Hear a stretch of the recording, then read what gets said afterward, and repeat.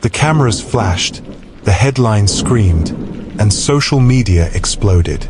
Lil Nas X faces felony charges after bizarre naked incident in Los Angeles. To the public, it sounded like a scandal ripped from a tabloid.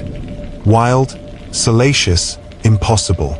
But inside the courtroom, behind the glassy eyes of lawyers and the nervous tremble of reporters scribbling notes, there was a deeper story. One that no one in the crowd could have predicted. Because what started as a chaotic arrest of one of music's most controversial stars would unravel into a chilling case of manipulation, power, and betrayal.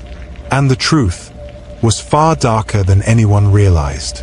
Montero Hill, better known to the world as Lil Nas X, was no stranger to headlines. Born in Lithia Springs, Georgia, he had climbed from obscurity, sleeping on his sister's couch, to becoming a Grammy-winning global icon.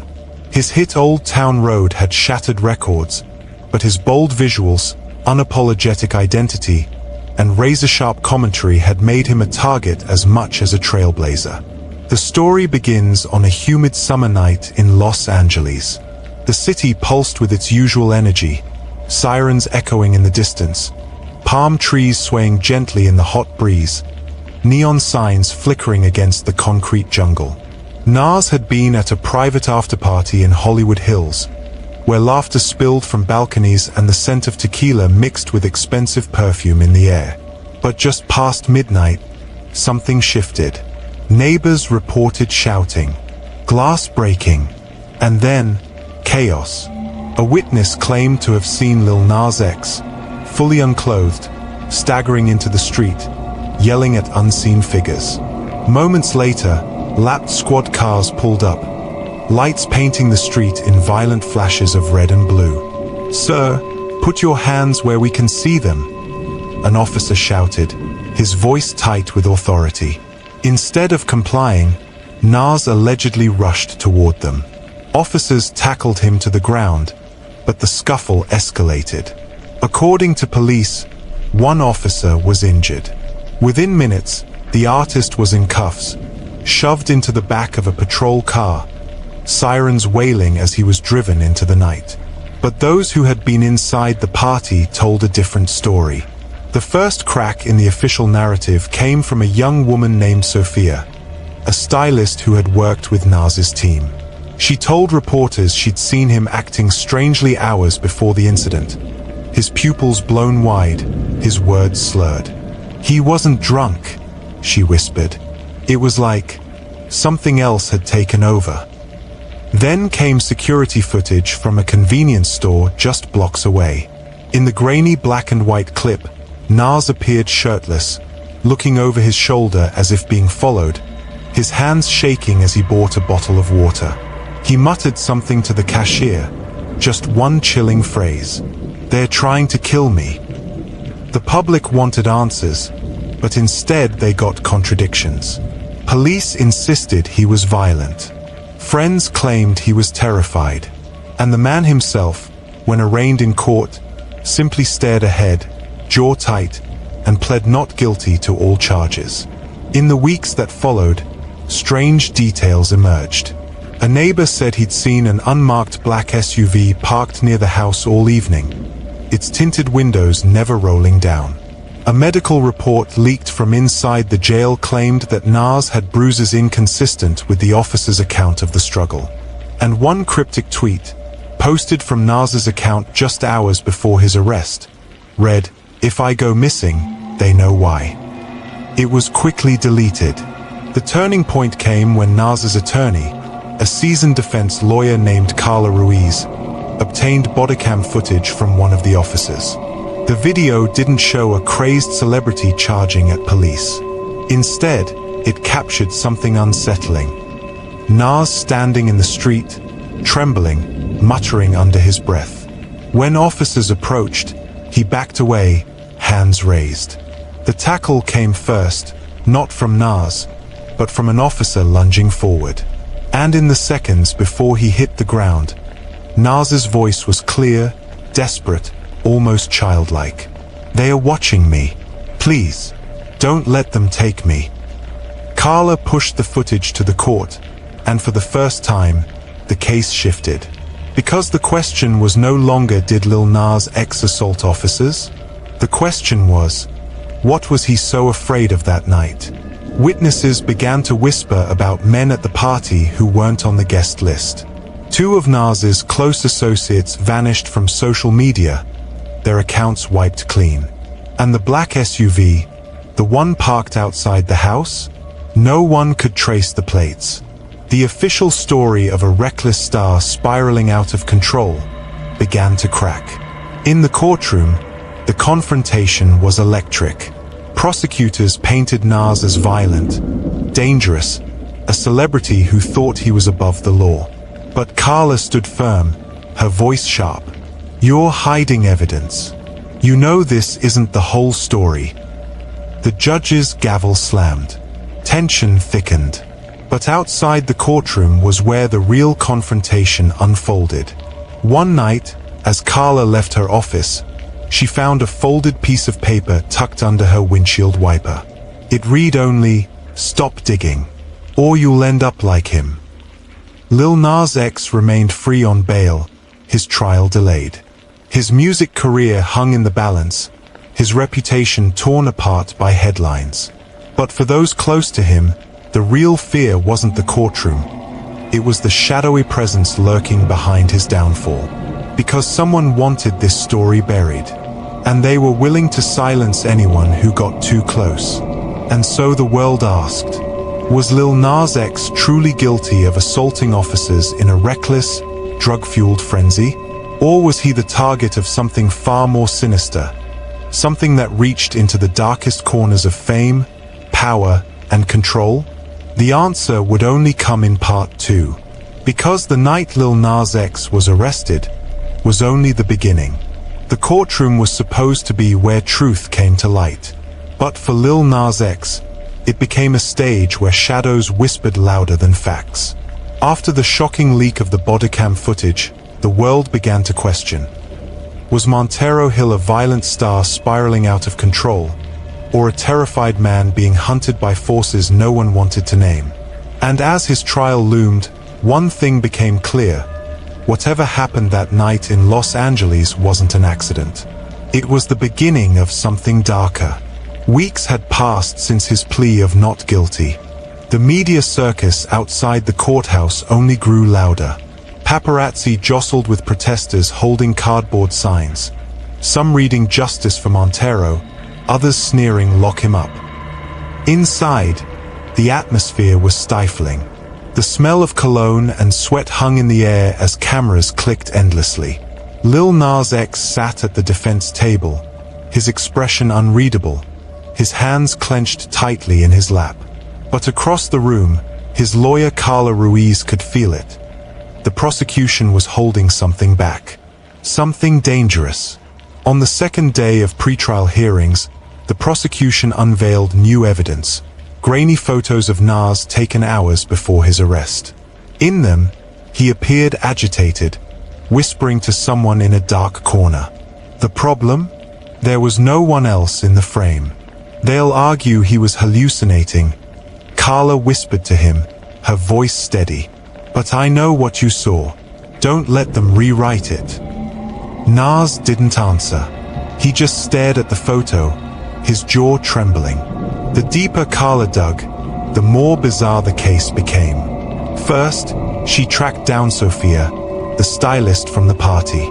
When asked about the men who didn't belong, Sophia hesitated, eyes darting nervously. I don't want to talk about them." "But you saw something," Carla pressed. "I saw enough," Sophia whispered, before slipping into her car and speeding away. Then came the disappearance of Marcus, one of Nas's longtime friends.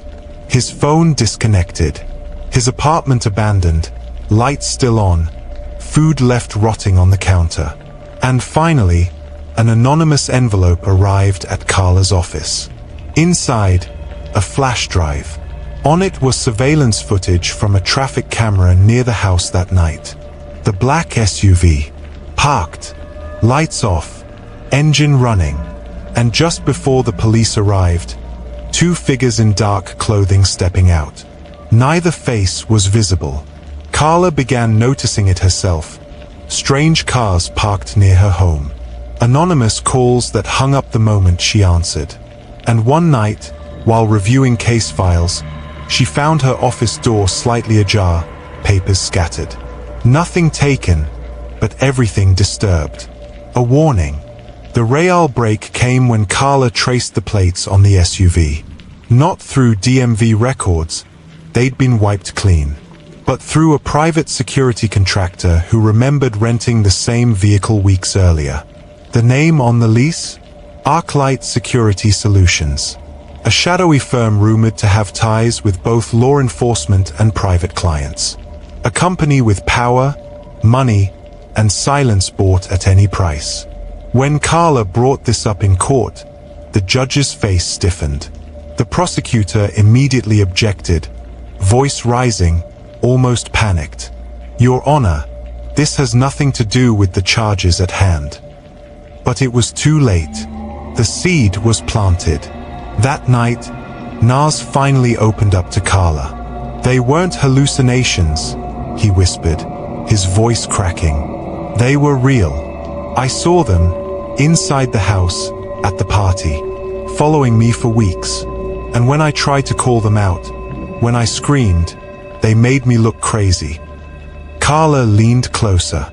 "Who are they, Montero?" His eyes glistened, fear etched deep into his face. "You won't believe me. Try me." He swallowed hard. "They work with the people who are supposed to protect us." The third week of hearings turned explosive. Carla presented the traffic footage of the SUV. The courtroom erupted in whispers. Reporters scribbled furiously. The prosecutor slammed his palm on the desk. "This is irrelevant conspiracy nonsense." But Carla's voice cut through, cold and sharp. "Then explain this. Why were unidentifiable men watching my client the night of his arrest? Why were records erased? Who is Arclight Security?"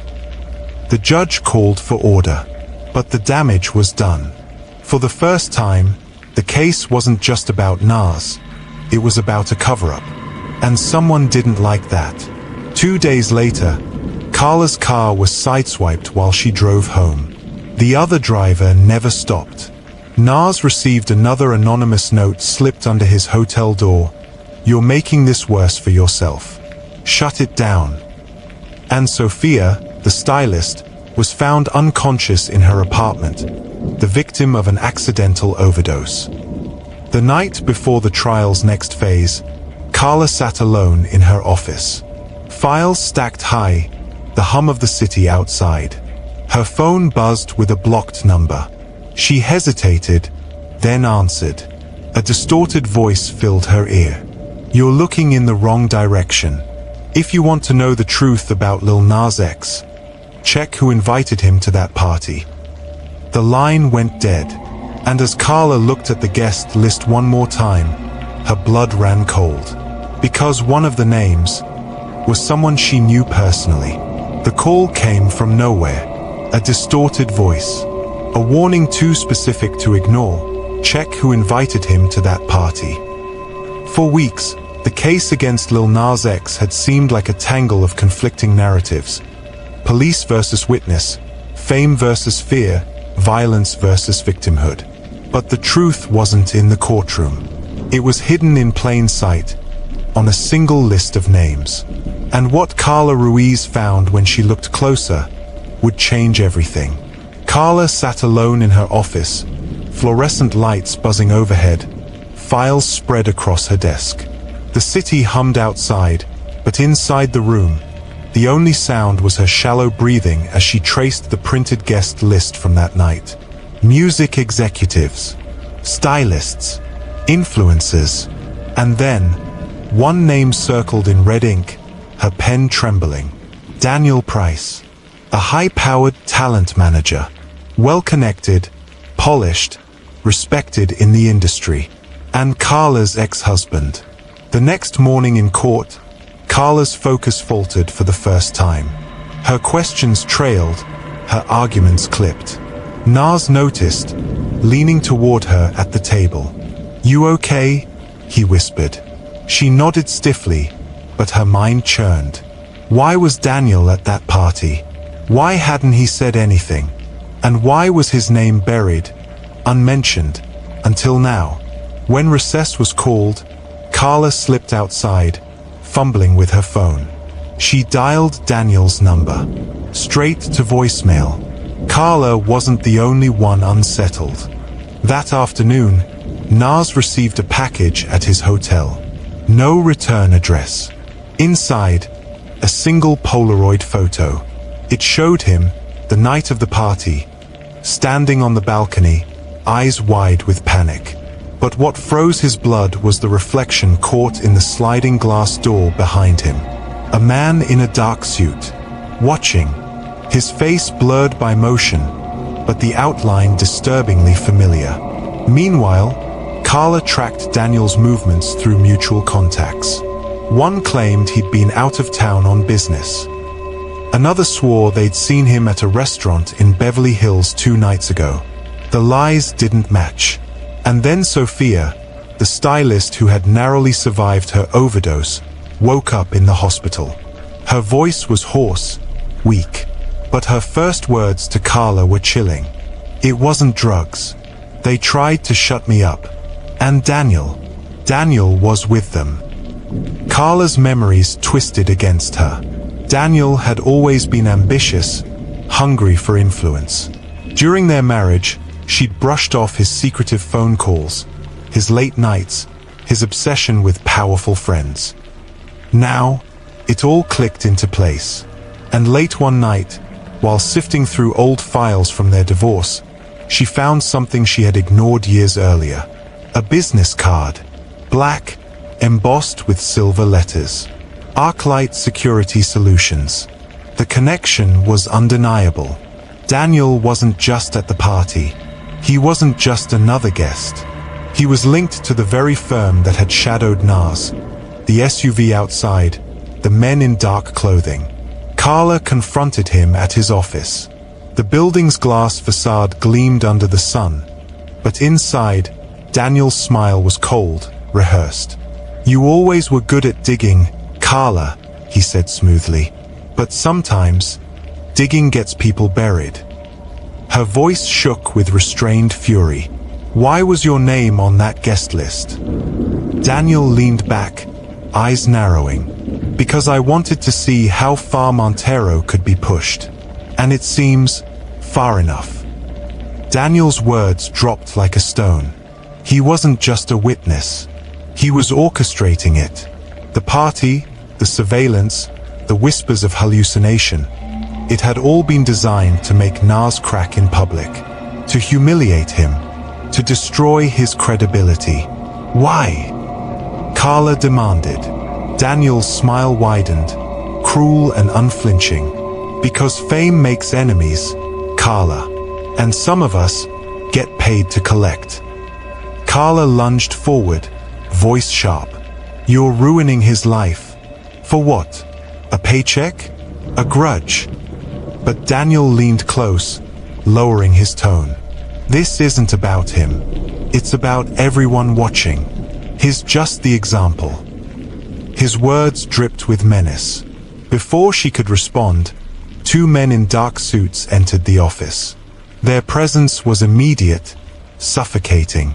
Carla realized this was no private meeting. This was a warning. She grabbed her bag and stormed out, her heart hammering. Back at the hotel, Carla relayed everything to Nas. His face paled. His hands trembled as he whispered, "So it's true. I wasn't losing my mind." Carla nodded grimly. "No, you were set up." But just as a flicker of relief crossed his face, the hotel fire alarm blared. Guests scrambled into the hallway, smoke filling the air. Nas and Carla rushed toward the exit, but as they reached the stairwell, Carla froze. Because standing at the end of the hall, through the haze of smoke, was Daniel. His suit immaculate, his eyes locked on hers. And behind him, the faint blue glow of men in armored helmets. Carla pulled Nas back, her voice barely audible over the chaos. "They are not here for the building," she whispered, fear slicing through every word. "They are here for you." The hallway shook as footsteps closed in. And then, the lights went out. The fire alarm was supposed to mean safety. But in that hotel hallway, with smoke curling against the ceiling and panicked guests rushing past, safety was the last thing on Carla Ruiz's mind. Because through the haze, she saw him, Daniel Price. Her ex-husband. The man pulling the strings behind Lil Nas X's nightmare. And flanking him, faceless men with faint blue light glowing from their helmets. This wasn't evacuation. This was a hunt. The hotel trembled with chaos, alarms blaring, sprinklers raining cold mist over the carpets. The acrid smell of smoke stung eyes and throats. Red strobe lights flickered along the hallway, casting everyone's movements in jarring bursts. Lil Nas X clutched Carla's arm, his chest heaving. "What do we do?" Carla's gaze stayed locked on Daniel. He hadn't moved.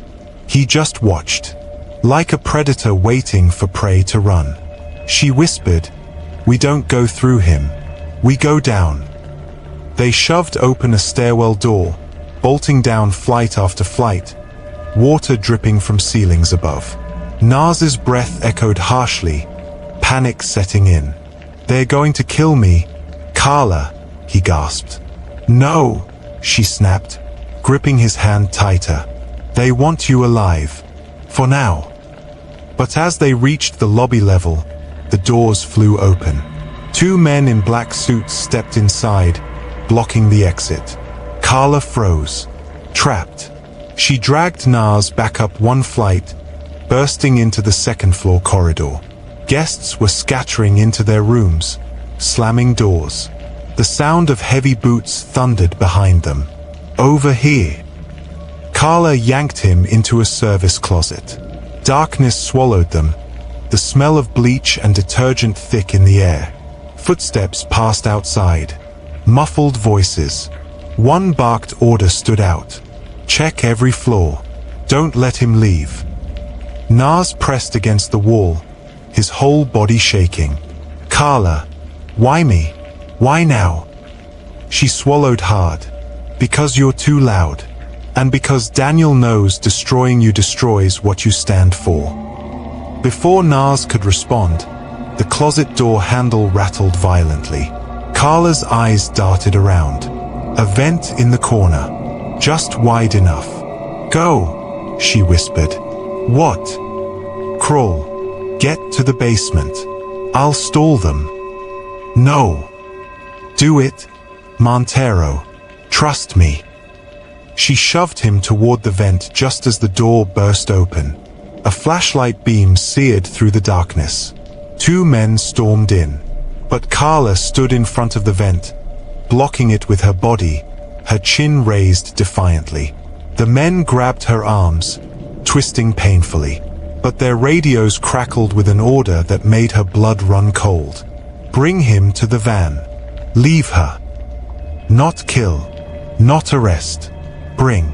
Carla's worst fear was confirmed. This wasn't about justice. It was an abduction. But by the time they searched the closet fully, the vent grate hung loose. And Nas was gone. Down in the basement, Nas crawled out into the laundry area, soaked in sweat, heart pounding. He stumbled toward the back exit, only to freeze. Parked outside was the same unmarked SUV. The rear door swung open slowly, and sitting inside, staring straight at him, was Daniel.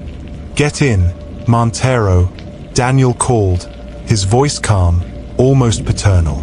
"You've run far enough." Nas staggered back. "Why are you doing this to me?" Daniel stepped out of the SUV, adjusting his cufflinks. "Because you're a weapon, Montero. You think you're free, but freedom scares the people in charge. They needed you silenced. I just made it happen faster." Nas's voice cracked. I'll fight this. I'll expose all of you. Daniel smiled faintly. You can't expose what no one will believe. Suddenly, the SUV doors slammed open. The armored men moved forward. Nas turned to run, only to find Carla, bruised but alive, bursting through the basement door, a fire extinguisher in her hands. "Get away from him!" she shouted, swinging it with raw desperation. The chaos bought them seconds, just enough to dart back into the maze of laundry machines. They sprinted through the basement, stumbling into a service tunnel that led beneath the hotel. The air grew colder, darker, dripping with pipes overhead. Their footsteps echoed against the concrete as they pushed deeper into the tunnel. For a moment, silence. Safety.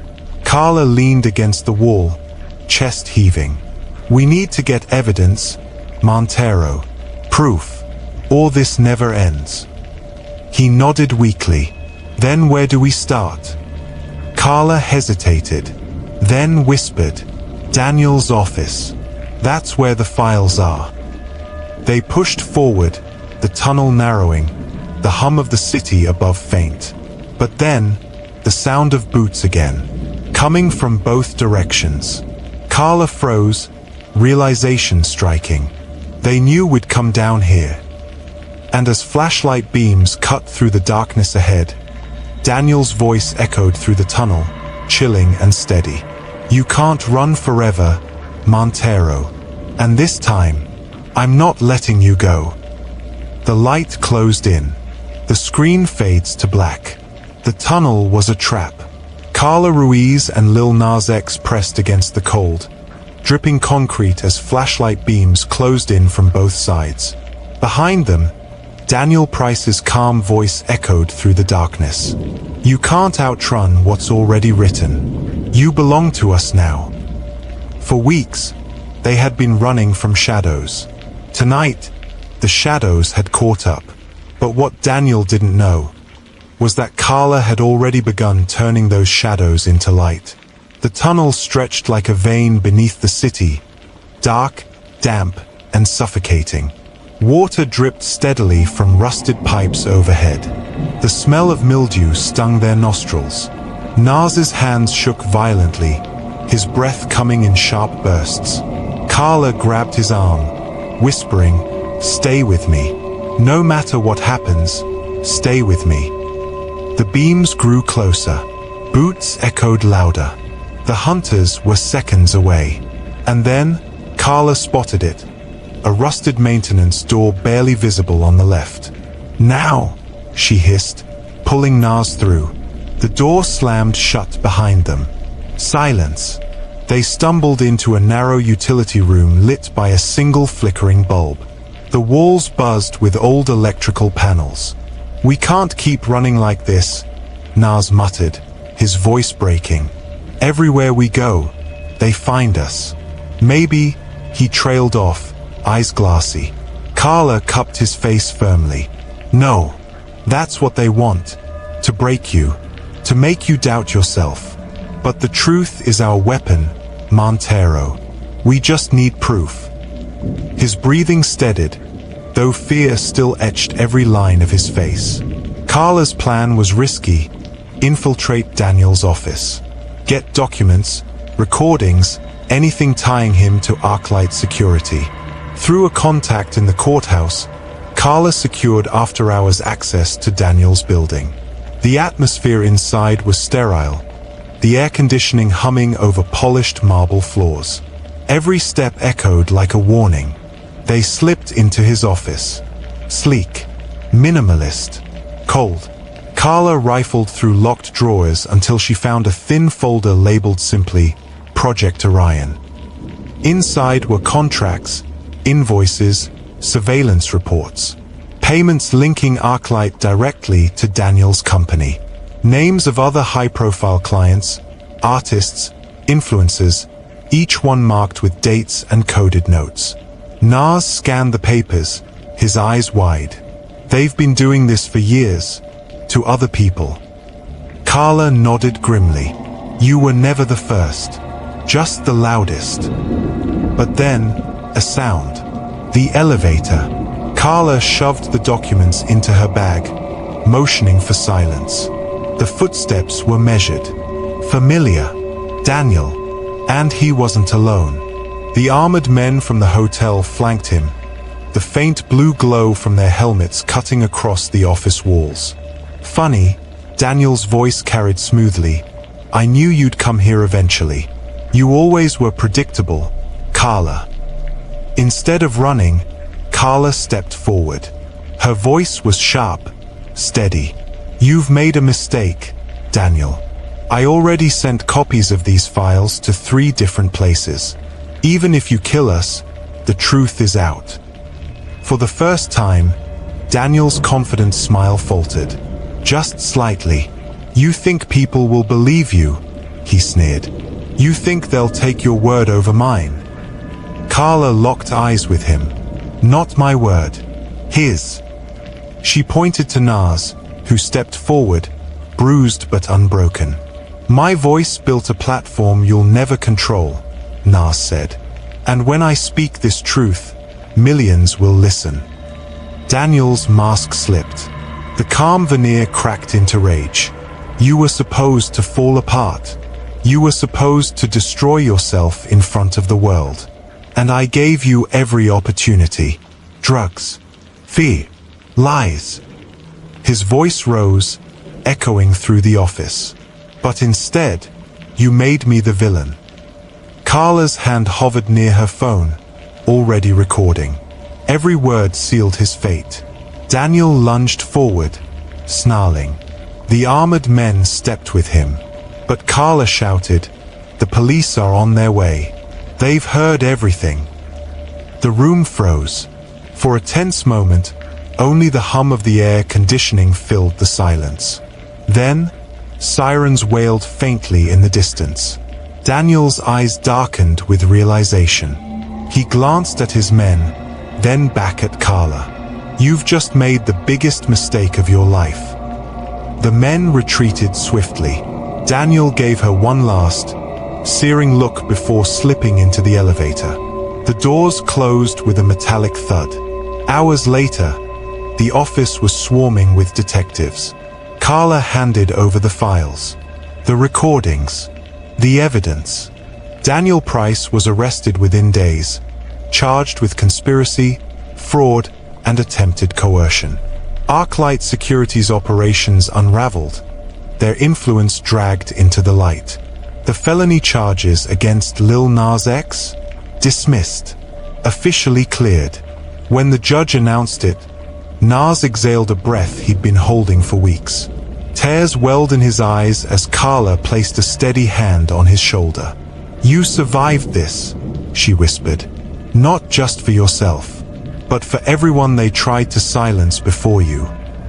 When the dust settled, Lil Nas X stood on stage once more, not as a defendant, but as an artist, free to speak his truth. The lights were brighter than ever, but so was his resolve.